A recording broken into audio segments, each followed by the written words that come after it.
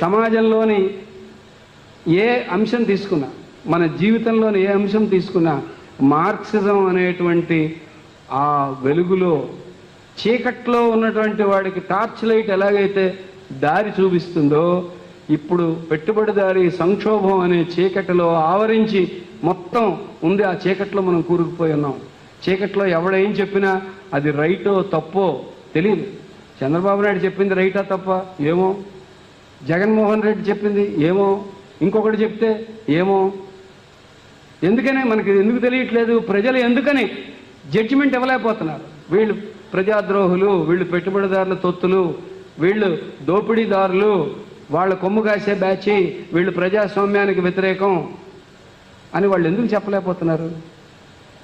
ఎందుకు చెప్పలేకపోతున్నారంటే ఎవడేం మాట్లాడుతున్నాడో తెలియదు. మొత్తం ఈ హాల్ అంతా చీకటి అయిపోయింది అనుకోండి, కరెంటు పోయి చీకటి అయిపోయింది అనుకోండి, అనుకున్నప్పుడు ఎవడేం మాట్లాడుతున్నాడో, ఎటుపోతే రైటో ఎటుపోతే తప్పో తెలియదు. ఏం చేయాలో తెలియక అక్కడే ఎక్కడికక్కడ చెతకలు పడిపోతాం. అటువంటి ఒక పరిస్థితి ఈరోజు పెట్టుబడిదారీ ప్రపంచంలో నెలకొని ఉంది. దీని నుంచి బయటపడాలంటే దారేది? టార్చ్ లైట్ ఉండాలి. ఏదా టార్చ్ లైట్? మార్క్సిజమే టార్చ్ లైట్. నువ్వు ఆ టార్చ్ లైట్ చూపించు. ఆ వెలుగులో ప్రజలు నడవకపోతే అప్పుడు వాళ్ళని అడగాలి. మనం ప్రజలకి ఆ రకమైన ఆ సిద్ధాంత దర్శనం చేయించాలి. ప్రజలలోకి విస్తృతంగా ఈ మార్క్సిజాన్ని తీసుకెళ్ళాలి.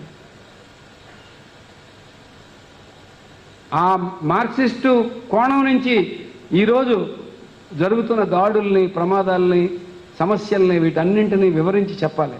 పరిష్కారం మార్క్సిజంలో ఉంది, ఆ సిద్ధాంతంలో ఉంది. అది పిడివాదం కాదు, మనందరికీ అర్థం కాని ఒక బ్రహ్మ పదార్థం కూడా కాదు.